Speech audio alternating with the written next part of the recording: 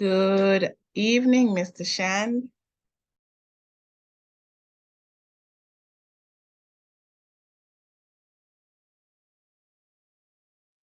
Good evening to you. How are you doing? Had a problem unmuting. Are you okay? Yes, I am fine. How are you? I'm a little tired. I'm good, thanks. Oh, So I have a little challenge. Um, because I requested the link. Let me see if this one came through. Nope, not as yet. Because I requested a link um for the class today. Mm-hmm. I didn't even remember that I would have had a session with Joanna earlier today. So remember I was saying that I can shift around my Monday session. Yes. Right. So I didn't remember at all. It just didn't click to me that my Monday session um would have interfered with the request for the session today. So Oh, when I requested the session much earlier today, and I'm waiting, I said, but hold on, why is it that I don't get approval? And the Spirit of the Lord said to me, just go back and look at the stuff. I look at it and recognize that clearly I was double booked. So the session that we're in now is the linear algebra session that I would have been in with Joanna from 5 to 7. So I oh, requested, right. So I requested a link. So if you look up top with that green heart looking shape thing, you'll see that says Zoom. You'll see it says linear algebra. So I requested, I mean, we can use this, up to 7, but I requested a link from 7 to 8, but it's still pending um, approval. So oh, I see. I made a boo boo there, but I'm touching base with the guys, but nobody pay me no bad mind. Nobody pay me any bad mind at all. And then I'm seeing a session here. I need to look to see who is in room 16. I'm seeing something here that says private because I could, if this person is not going to be in the room, I could continue up until 8 o'clock in this room. All right, let me just check on room 16 who is supposed to be coming in thereafter because I'm not hearing from these guys. But as I said before, we can start off. So I Mm-hmm. still have about an hour to sort out another room online. Okay, So I'm gonna see if I can touch base and get some clarification on this matter here. sure. All right, cool. Mm-hmm.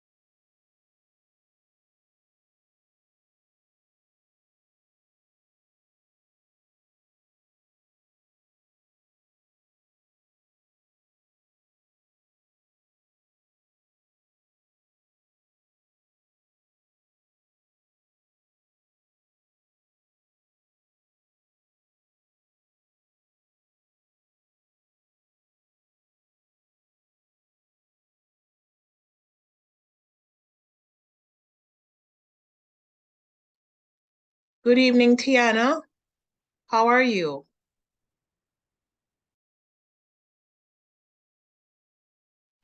Good evening. Are you hearing me? Yes, I'm hearing you. Good evening. I'm fine. How are you? I am well, thank you. That's great.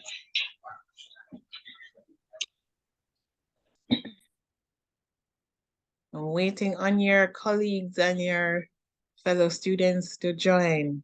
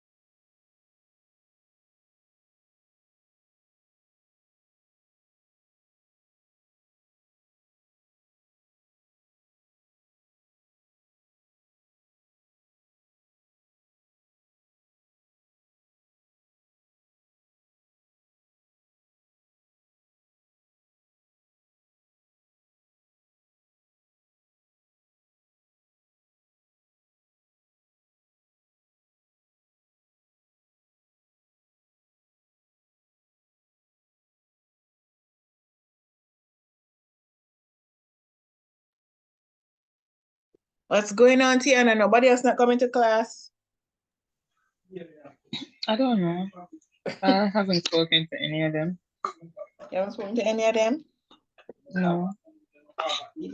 All right, so I'm actually in conversation with them just now. Dana said that she just got home and she's Okay. joining shortly. right. And touching base with Joanna. Joanna is not responding to my messages. All right, when Dana comes, miss, we can go ahead, all right? Okay. There was a student who was missing the last time. Still Not don't sure cut, what- still a no-show for now. But I still try because I mean I had circulated the notes and it's an easy read. So Mhm. if she's still interested, she still can join. But I will keep you posted. Let me It's call. an easy read, but then we're getting into more details now that is going to take us. It's going to right. But I mean we have the recordings. I can send the recordings to her so she still can join the class asynchronously. Okay. Joe says that she just got home and she is coming. All right, let me tell her to hurry. All right, so let's give it another 2 minutes. Thank you. Sorry about the All inconvenience. right. No problem, but it's because we might have an interruption at 7. At 7, I understand that. I understand perfectly. All right, cool, no problem.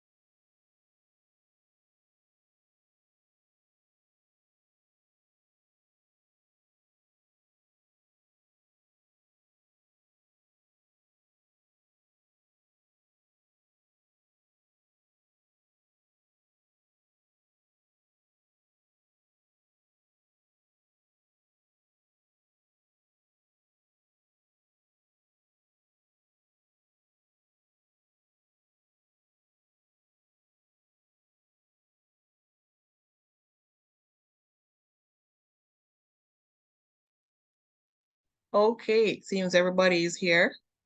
Good evening, everybody. Dana is here. You're here, Dana. Yes, miss. And Johanna, you're here. Yes, I am. Okay, great. So I kind of like that when I have a class and people walk into the class, they say, "Good evening, miss." So that I know you're here. Everybody just come on quiet. Eh? Well, I sent a message in the chat, so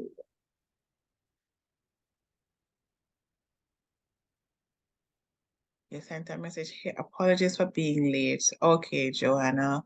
Apology accepted. We're told that you were coming on late, so we knew. No problem. We might have a little bit of an interruption today, guys.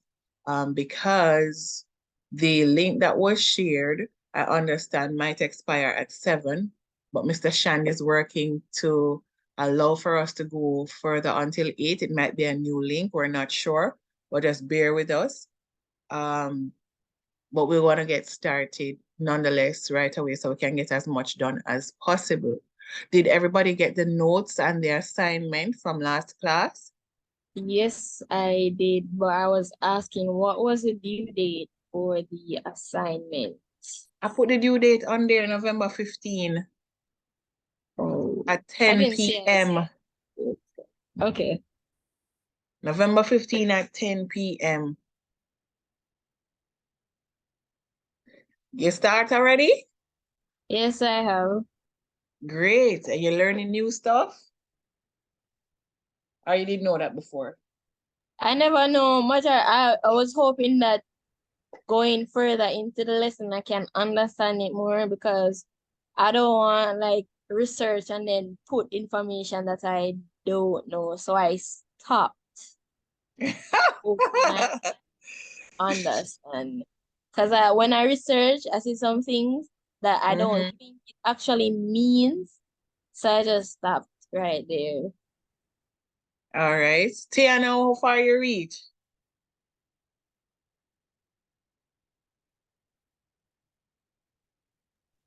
I'm going to be honest and said I haven't started as yet. Okay. I think you will be very surprised at what you learn. I want you to start, but then I mean you have some, yeah, I think you probably have some information that you can share with others too, because you have resources that the other persons may not have. Nonetheless, let's see what comes out. And you guys can let me know if there's anything you're confused about. I can't give you too much because, of course, this is a graded assignment. I can just give you general guidance, but you can still reach out to me. All right. Okay, so based on last class, are there any questions when you looked over the notes? Is there any question that you have before we move on? Not from me, And you understood everything? basically. Yes, All ma'am. right. Eh? All right, so who can tell me? Joanna, since you understand everything, you remember what I types of said institutions? somewhat. I said somewhat. Yes, somewhat. But like the somewhat mean you understand something. So we're going to find out what you understand and what you don't understand. So you remember about this the types of financial institutions? You can tell me about 2 of them? Financial institutions. Yes, or the lending institutions, those that are involved in lending. You remember the types that we spoke about? It looked like you have flipped back through the notes. It sounds Yeah, so. because I'm going to be honest, I did not look over it. I did not. I know I never look up. That's why I'm asking you. So I said somewhat understand. Because I was thinking about it today. Yes. All right. So I'm just gonna. So anybody else remember 2 types of financial institutions that you can tell me, or lending institutions that you can tell me about? Anybody else can answer that? Credit unions. What's special about credit union?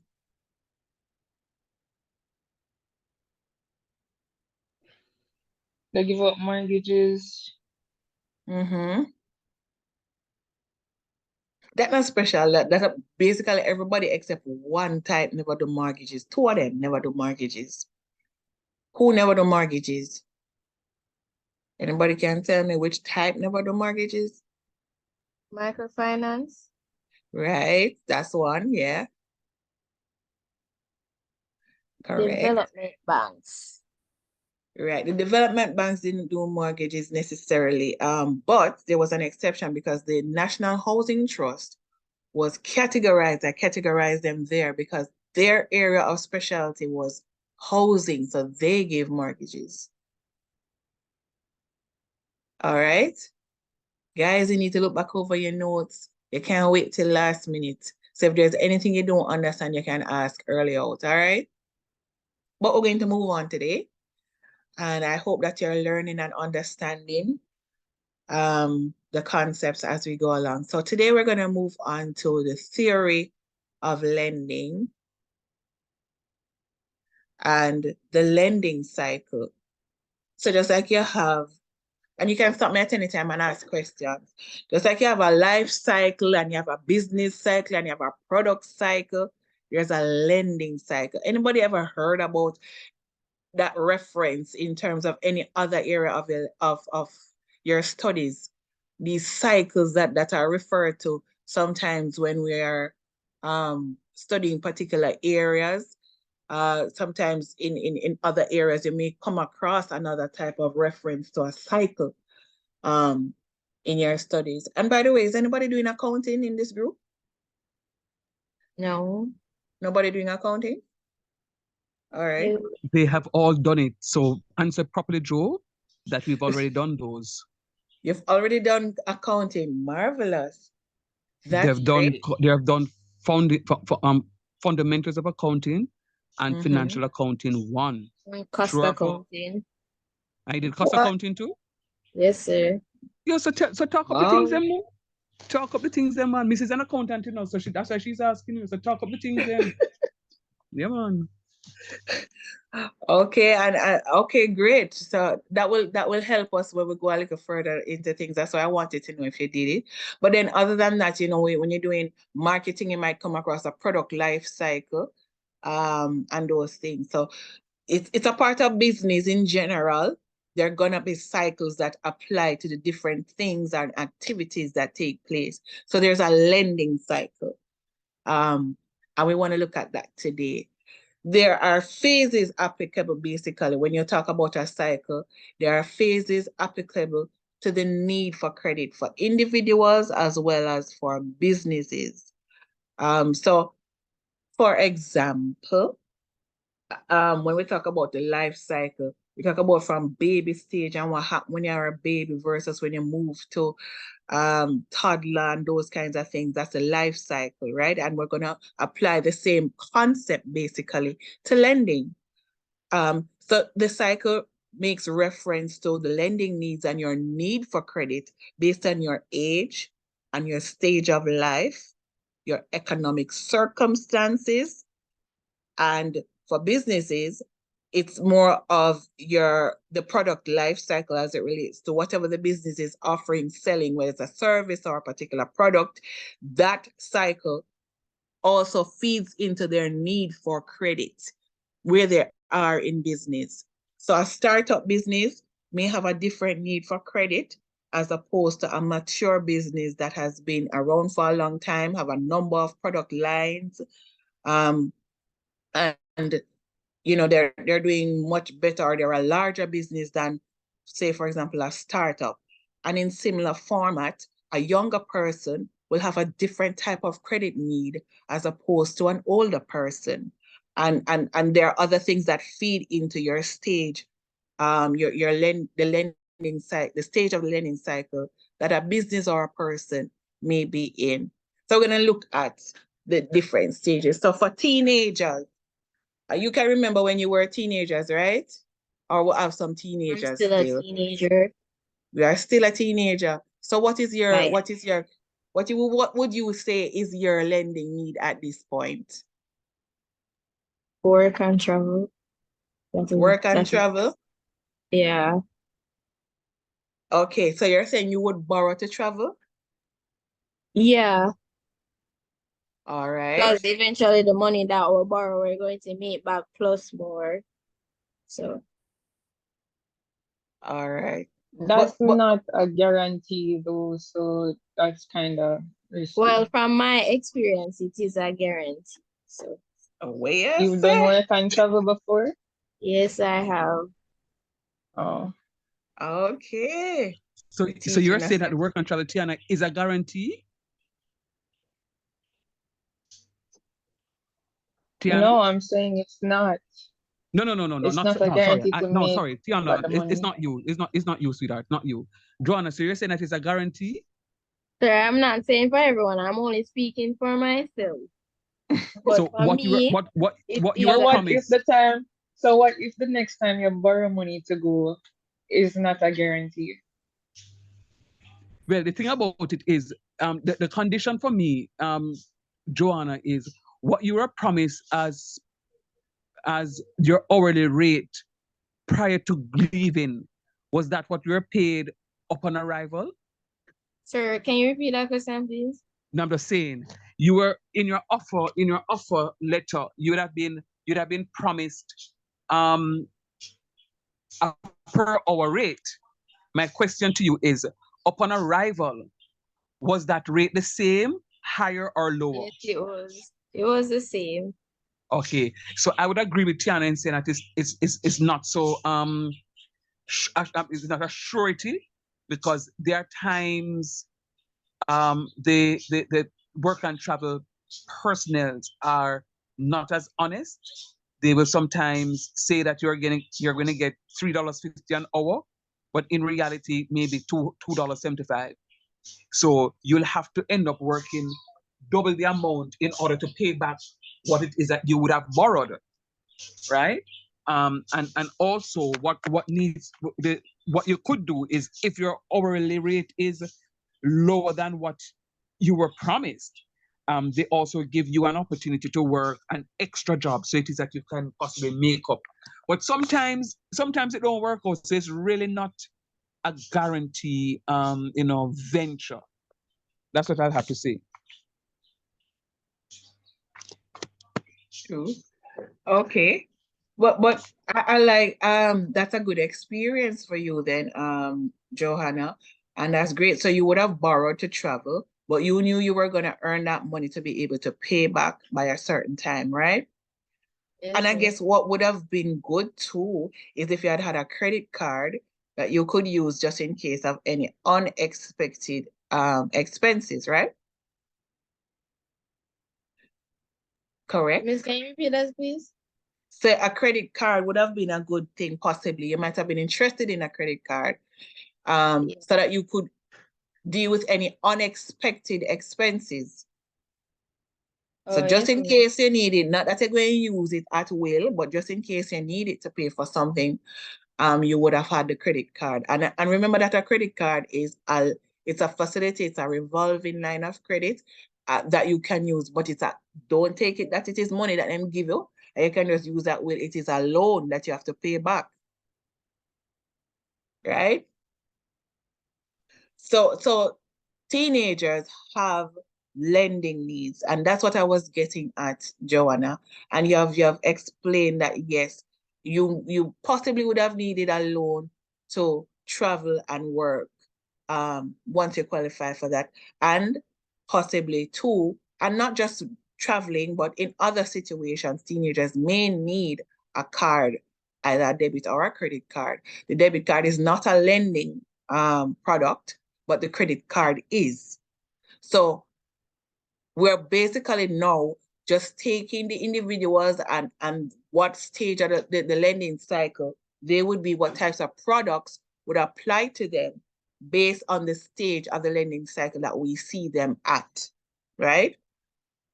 So that's teenagers. So we're moving into young adult now. You're moving from teenager to 2021, and those persons now probably have their first job, John, and you moved to that already, right? Just have my first job. Right. And you say you're still a teenager? Yes, I am. How, if you don't mind my asking, how old are you? I'm 19. All right, just to move from there, Samad. Yeah, but I'm You still a know. teenager. Yes. So you have your first job, you've just started working.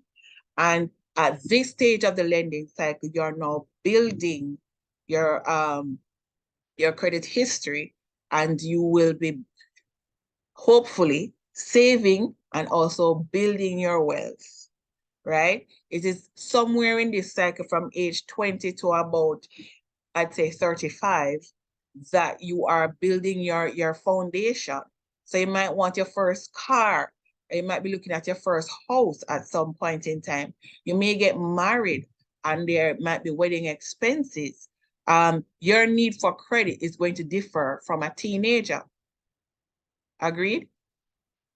Yes, miss. Right. And even when you move from there now, moving to the other stage, when you're a mature professional now, you decide what you want to do. You either become self-employed, you own your own business, or you move up the ladder and you are at a supervisory level or a manager level.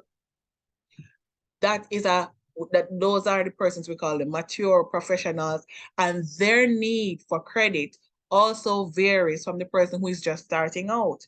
So when you get to that level now, possibly you want to more look at, your portfolio and how your portfolio in terms of savings and investments are.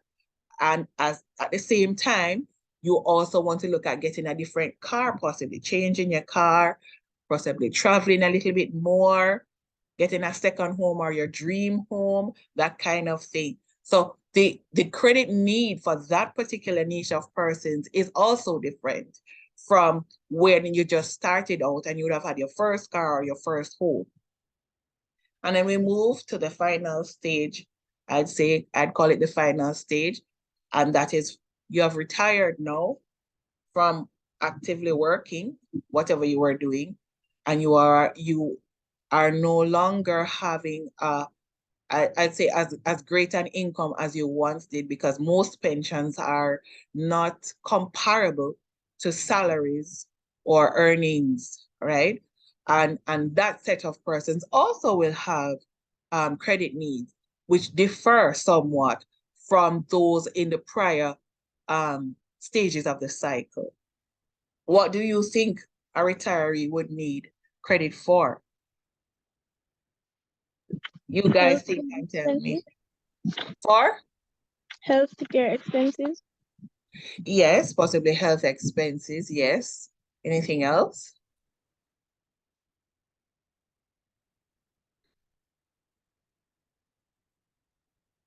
I don't know. You don't know? That's what you said?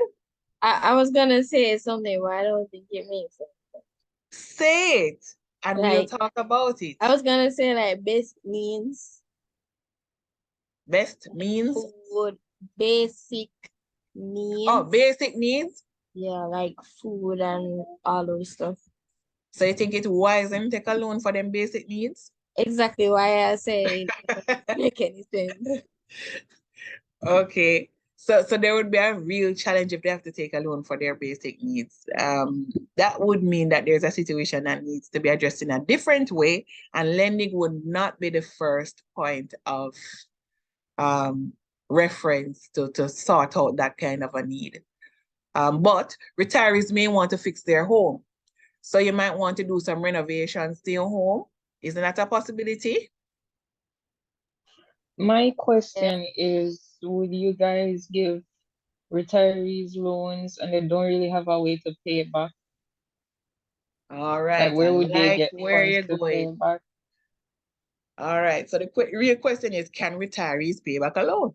So yes, they can. And remember that one of our main principles is we look at income, right? And we look at, based on income, your ability to repay. That's not the only thing we look at. We look at collateral as well, right? So retirees earn a pension. Everybody know what a pension is? Yes. Basically, this amount of money you get, is it from the government when you're working, or the money that comes out of your pay when you're working, or you're getting it back when you're no longer working? Right. So while you're working or during your working years, you normally are required to put aside funds that are invested to allow for you to earn an amount after you have stopped working. And that's what they usually call a pension. So there's normally a statutory requirement in terms of a percentage of what you earn that has to be put aside. You do have the ability to contribute more than that statutory requirement. So there are things called voluntary contributions to pensions, so that you allow yourself to earn more when you're not working, right? And there are more than one type of pension. So you can get a pension from your former employer, as well as you can get it from the government. There's something called the NIS, National Insurance Scheme. So the NIS is the government's, I'd say, their provision to make sure that persons are earning an amount once they would have been contributing to that fund during their working years. Not much money is received from the NIS, so you always have to have other ways and means of earning. And certainly we would not be lending anybody who's only earning NIS pension. I can tell that for free, right? Because the amounts are so low, what they give them can't even sustain them from their basic needs, as Jonah brought up. So it would have to be somebody who's earning a pension based on a salary that they were earning in some function or some position, or even their self-employed businesses before getting to the stage where they're no longer working. So that pension is used as their income, and that pension is assessed for their ability to repay a loan. So does that answer your question, Tiana?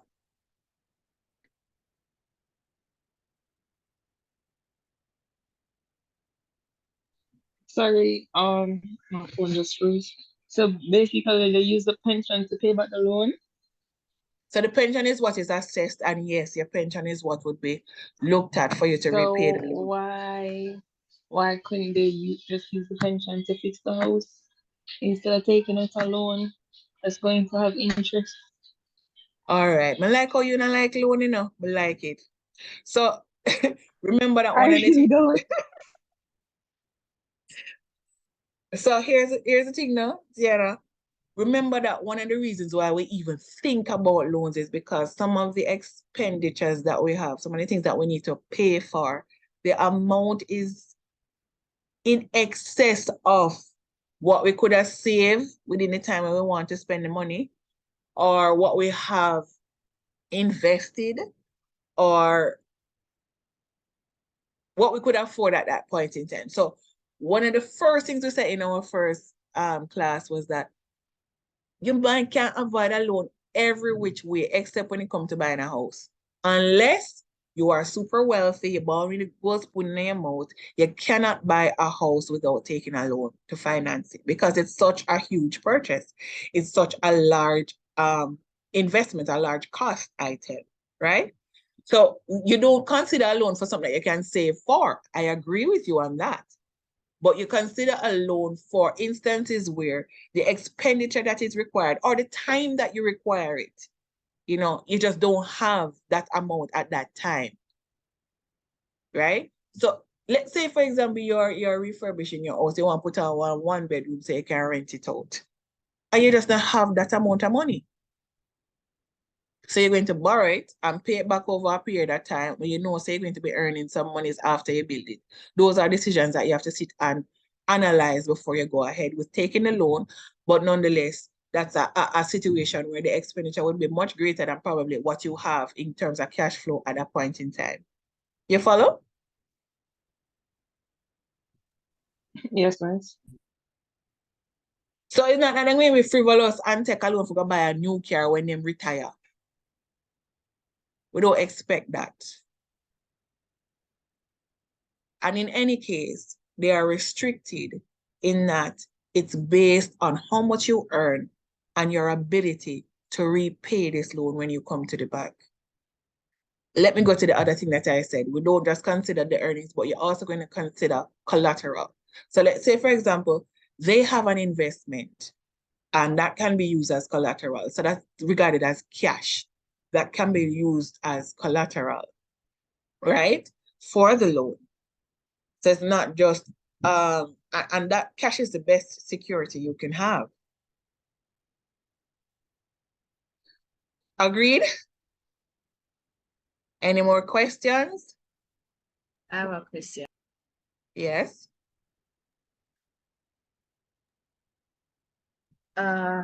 I'm trying to like get it together. It has to do with life insurance and loans.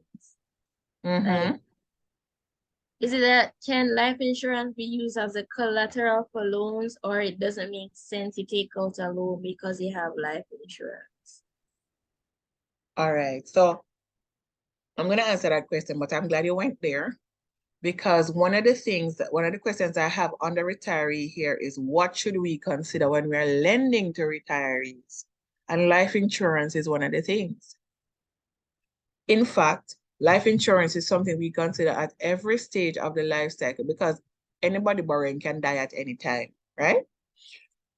And if you die while you may have had the ability to repay a loan, at the end of the day, if you're dead, you can't repay that loan. So sometimes a lending officer may reach out to have life insurance be assigned to the bank in case you do cease to exist, and are therefore not able to repay the loan. So here's the thing about life insurance now. If the life insurance has a cash surrender value applicable to it, then it can be used as collateral for a loan, but only the cash surrender value of the life insurance can be used. Because usually life insurance does not kick in unless you are no longer here with us. It would be kind of draconian that we're going to say, use your life insurance and secure a loan. And what we are expecting is that you pass away and we get everything. That's not how it really should work, right? It is best, or what life insurance really is just I'd say a second tier security for your loans. So most banks now offer life insurance along with the loans that they're giving you. So you can contribute to a life insurance policy that is affixed to the loan or the facility that you have taken from the bank, right? And they call it creditor insurance. They don't call it life insurance. It's called credit insurance, right? But life insurance itself, once it has a cash surrender value to it, that cash aspect of that life insurance can be used as collateral.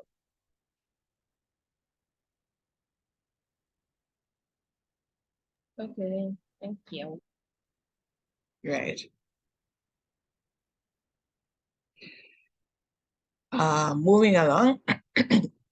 So a lot of the things that we just spoke about relate to credit risk, right? We spoke about collateral, and we spoke about ability to repay. You have a question, somebody? Yes, I do. Mm-hmm. I'm happy that Joe spoke about the cash surrender value, well, the life insurance, and fully agree that the life insurance can only kick in when someone dies. And pretty much your life insurance is not for you, it is for your beneficiaries, Right. passing on some wealth. However, I am wondering if there's a variation from financial institution to financial institution, because some, I gather, may have it stipulated in their policy that they'll only use a percentage of the amount that you have as a surrender value. So some may say we can only use 70% or 50%, or I don't think they're going to use all 100%, as a just in case they fall into hard times, you may still need some sort of fund. So is there a stipulation, maybe, say from BOJ, or it is as determined by the financial institution? Yes, it's as determined by the financial institution. There's no stipulation from BOJ as to what you can use where that is concerned. So you kind of jump ahead of me, but we'll get there.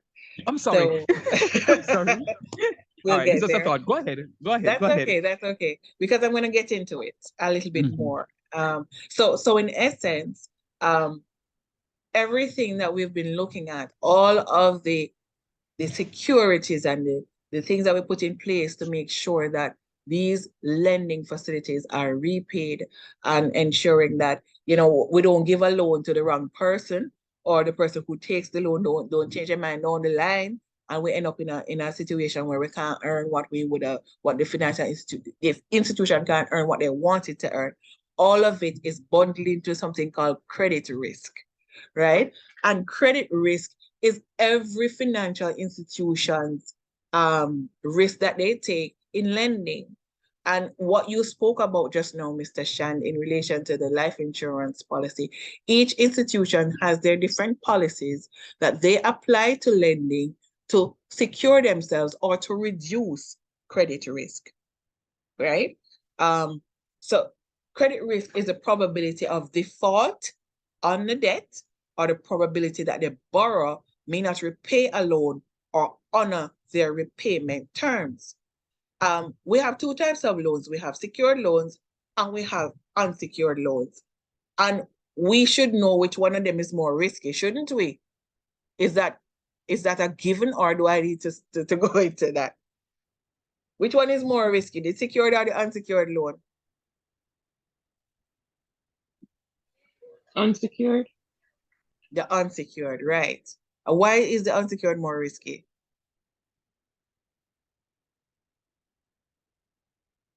Miss, can you repeat the Is it question? that with the unsecured, she was asking which loan is more risky, secure or unsecured, and then she asks why is it that unsecured is more risky? Is it that with unsecured? I lost my train of thought. Is it that with unsecured there is no, would collateral be the word? Yes, that's the right word. Okay, there's no collateral. So the financial institution isn't 100% sure that, yeah, you have to pay me back, and if you choose to not pay me back or you can't pay me back on time or whatever, we have nothing to fall back on and say, Right. yeah, we can replace the money with this. Right, correct. You are right on the ball. So yes, the unsecured loans will not have any collateral affixed to them.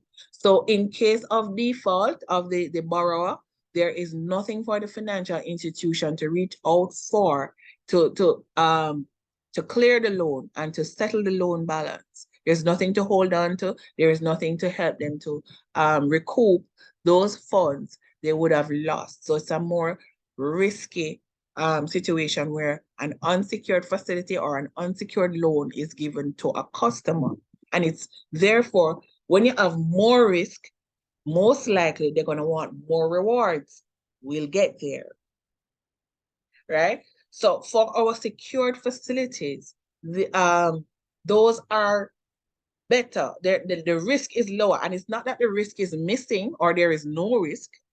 It's just that the risk is lower, because if you know that I take out a loan on my house and I actually live in this house that I take out the loan on, I'm going to be more careful to ensure I pay off the loan because I don't want the bank come and put me out.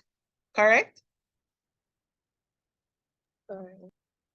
And the same thing, you're driving the car, you know that you need the car to get from point A to point B, right? Even though you have to wrestle with the traffic in the car and the gas prices, you still want the car.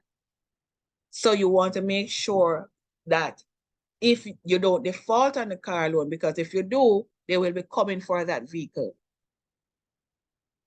And in your cash security, with your cash security, if you use cash as the collateral for the loan, you don't want to lose your cash. So you want to pay that loan off. So it's not though that in all those cases where you do have collateral, that the persons don't default on a loan, there's anything can happen. And they end up in a situation where they can no longer pay the loan, right? That's always a possibility. Because as much as we think we know the future, we don't always know the future, don't it, Joanna? Remember what Mr. Shan was saying earlier? They might promise you something, but we don't know the future for sure. Until, right? So the banks and the institutions, therefore, they all decide on their policies as to how they're going to mitigate, or that was the big word, reduce the credit risk that is inherent or is in general a part of lending. Once you decide you're going to lend, you're going to experience credit risk, right? There's always going to be a probability of default. So they have put measures in place and they have made policies to reduce as much as possible this credit risk. And some of these measures, we're going to talk about them now. So we have loan limits for unsecured lending. Remember what we said earlier, the unsecured loans are the more risky ones.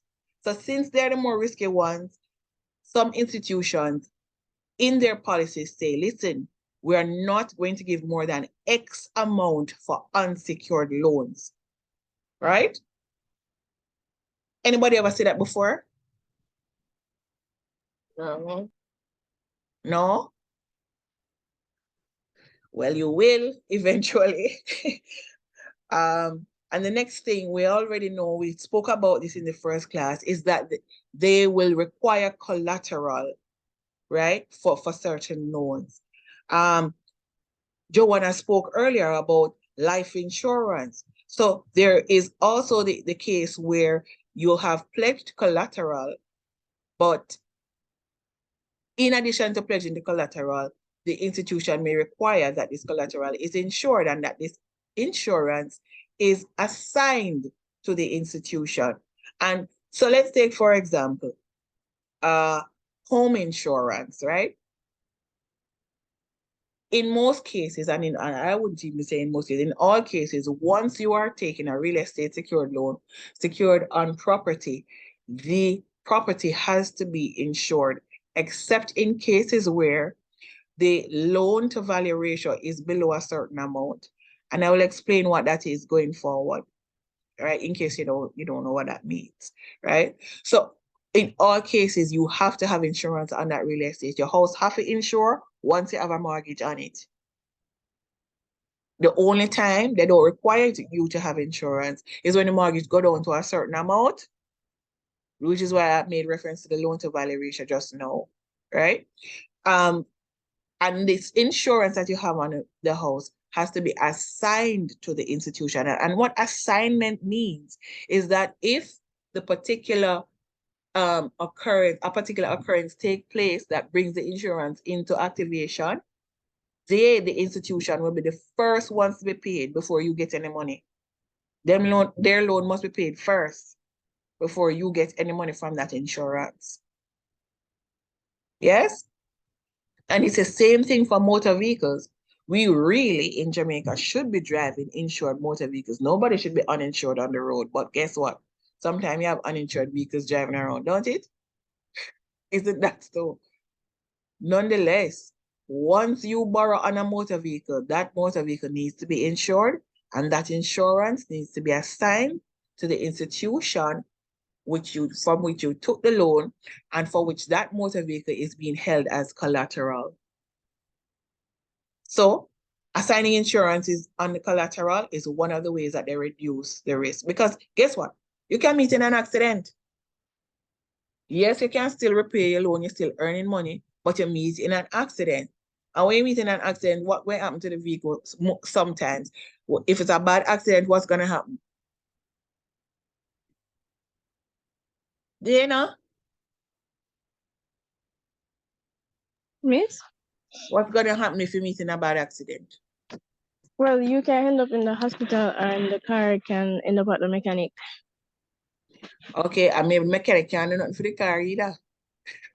So that's where the insurance come in. So the insurance is going to pay out. And when the insurance pays out, the financial institution, once that insurance is assigned, they're going to be taking their loan balance out. And you get the rest. So that's an extra layer of security for the institution, right? Everybody understands?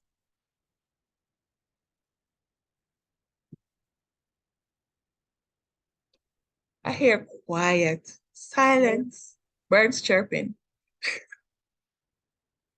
So there's a special note in relation to land and when land is used as collateral. It's the only instance in which insurance is not one of the means that is used to reduce the risk because land is not in or cannot be insured.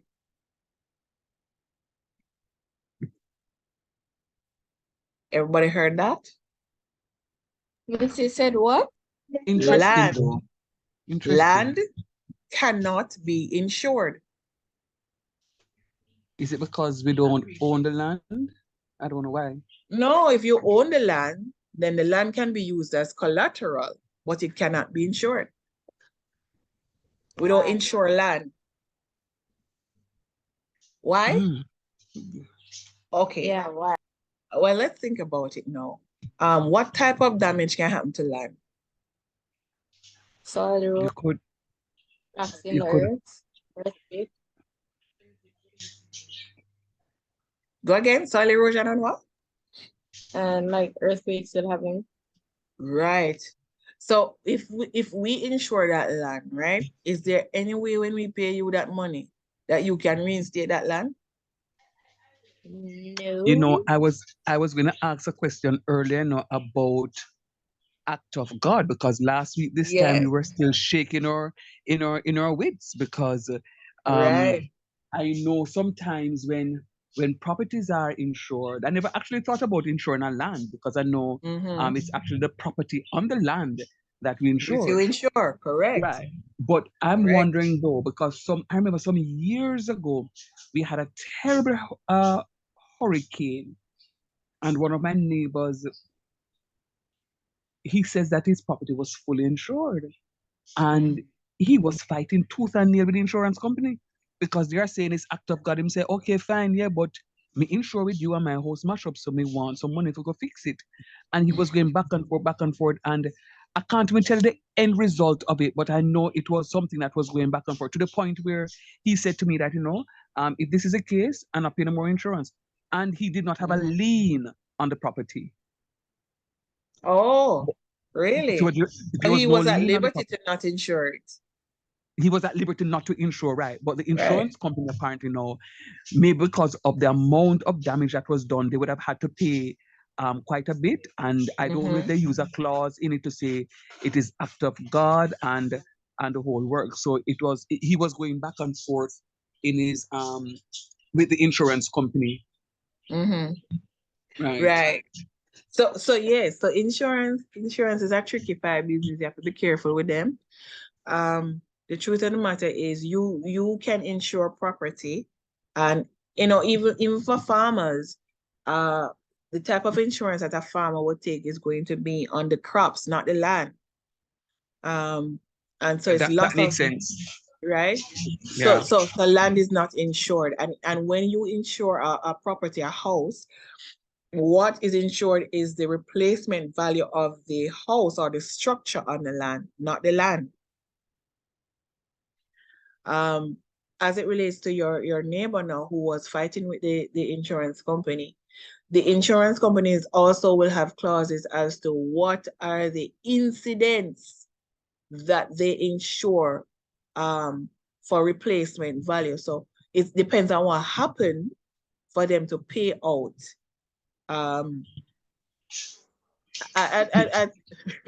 You said something. You said something last week that I agree with you 1000%, and it has nothing to do with you, and or your financial institution, or Tiana and her financial institution, but it's just a general statement. A general comment for me is that if I'm buying a second-hand car, I am going to withhold what I would deem pertinent information. You see that fine print? That's the point I'm coming at. You see that very fine print? Yes. Is it because they want to sell the insurance? Because Yes. it is commissioned, or whatever the situation is? Yes. They are not giving you fulsome disclosure. Right. And because you're a novice in what it is that you're doing, and because you're trying to secure your investment, you are no disadvantaged, because Yes. but it is in the fine print. How say me can read? No, it is something that I've often. It's because the banks, okay, let me not say banks, because I don't want to be stereotyped. Financial institutions go into business to make money. Right. So when you go, when you hear, for argument's sake, one financial institution is making $1 billion in profit for the first quarter. Quarter is out of 12 is 1, 2, 3 months. And I'm saying within 3 months you're making $1 billion. That means you are rob the people then. How can you make $1 billion in, but financial institutions going there to make money? So I think sometimes, and I really hope that I am just. It's not them want to rob doing enough. Because if every time the NHT increase their lending amount, the people were selling. Miss, you step on one corn, miss. You step on a corn. Because, you know, last week you spoke about it and I bite my tongue, and this week you come again, no, miss? Because, no, one of the things that you said last week, and I agree with you, you were speaking the truth, and maybe the other ones are not fully aware of it just yet. So I really want you guys to listen to the conversation. NHT is supposed to, is taking our money. They are holding on to that money for 7 years. They are raising our money to build houses, supposedly to build houses affordable so that the mass of the populace can acquire a piece of the land. Yes. Now, when I look at a property, for example, in the newest part of Kingston, if you know what I'm getting from there, and and that is above my pay grade as a civil servant, because based on what it is, I cannot afford. No, I wonder why then am I paying NHT if you're in with building something that excludes me and is now only we call it now geared for a particular section of the populace. It is wrong. Indeed. But you see, God have a sense of humor, you know. And I'm not saying that he did it. But of course, you know, the big hullabaloo in social media was when we had the heavy rains at some point in time and the basement got flooded out and people's, you know, top of the line cars got flooded. My question is a question that I was asking around. Who is therefore now responsible for the replacement of those cars that stood in water for days? Because nobody could go down there. The drains were clogged. They had to be pumping the water out. Who is responsible for that? Would the insurance company say, no, well, it was an act of God, and as a result of that, you don't have a replacement cost, a replacement amount for your vehicle? Or is it now that the NHT will have to fork out money to repair your car or to repair or replace? It is very interesting. Insurance on a whole, and the final thing I will say is, and the others don't, well, I don't know if them being drivers just yet, but one of my pet peeves is, unfortunately, you used this example earlier on in class today. I'm in an accident, God forbid. I am not at fault in this accident. Both parties agree that the other party is at fault. The insurance companies, matter of fact, let me not even say insurance companies. Let me say that the person and I who were in the accident are from the same insurance company. So the one insurance company came and said, you know, brethren, are you wrong? You know, you should have just wait, man. There's a stop sign, there's a four-way, and you didn't yield. The video clearly indicates that you are wrong. Why is it then that the insurance company is going to increase my cess? I no longer have my 60% disclaim, no claim discount. And they took off that NCD and went to tell me that I'm going to start over back at zero. Don't the devil is a liar? Yes, and that is robbery. And that is why the insurance companies know. I mean, in our market, that is highway robbery for real. And if you watch cable or you watch other in the US, there are the insurance companies, they compete on that basis to say we have accident forgiveness. So if you're not wrong, we're not going to penalize you for it. And I think there's one insurance company who has caught on to that now and is now offering that benefit. I think it's BCIC. And you are correct right there. I raised that point because I was in a situation like that where out of vexation, I had to switch my insurance company. And I went over to BCIC and I explained what it is. And the insurance company gave a report that exonerated me from the accident when I was very much doing my own business, and somebody decides that, you know, I don't think you should have 2 doors on your car. Let me take them off.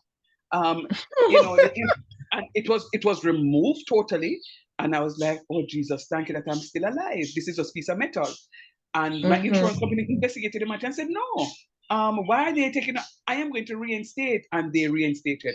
May I just pause 1 minute, please, and just invite us to go back to the link from last Wednesday, because I think there's another class coming into this group. So if you could just go back to last Wednesday's link, I'm already in that class. The link is still active. Can you just log off from here and rejoin using last week's Wednesday's link, please and thanks. Everybody has that link? Yeah, man, they should have it. I think you still have it, Miss, but Yes. it was sent on the 1st. So Tiana, Joe, and Dana, just go back to the 1st, November 1, please. All right, I will. Thank you. I'm going to switch over and continue this because this is very interesting. Sure. Cool.